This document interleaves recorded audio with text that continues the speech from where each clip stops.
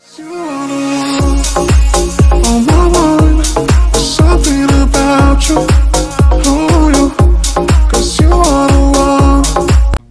প্রায় ৪১টি প্রেক্ষাগৃহে মুক্তি পায় রাজনীতি। দিন যতই যাচ্ছে এই সিনেমার প্রতি নাকি দর্শকের আগ্রহ বাড়ছে। এতে খুব বেশি খুশি সিনেমার মূল অভিনেত্রী নায়িকা অপু বিশ্বাস। আজ শনিবার একটি জাতীয় পত্রিকার সঙ্গে আলাপে তার খুশির খবরটা জানান অপু বিশ্বাস।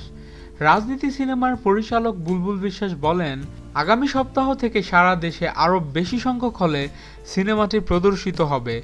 দেশের নানা জায়গা থেকে হল মালিকেরা যোগাযোগ করেছেন। যেভাবে আগ্রহ দেখাচ্ছেন এতে শতাধিক হলে দর্শকরা সিনেমাটি দেখার সুযোগ পাবে। বাড়বে ঢাকার ভেতরের প্রেক্ষাগৃহ।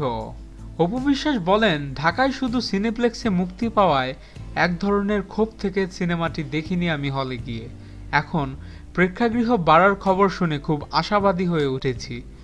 সিনেপ্লেক্সে সাধারণত বিত্তবান পরিবারের মানুষেরাই আসার সামর্থ্য রাখেন। আমরা কিন্তু দেশের বেশিরভাগ সাধারণ মানুষকে আনন্দ দিতে সিনেমায় কাজ করি, কিন্তু রাজনীতি শুধু ঢাকার সিনেপ্লেক্সে মুক্তি পাওয়ায় সাধারণ দর্শক সিনেমাটি দেখা থেকে বঞ্চিত হয়েছেন। এখন আমি আমার সেসব সাধারণ মানুষ কিন্তু সিনেমার অসাধারণ দর্শকদের সঙ্গে একসাথে বসে সিনেমাটি দেখব।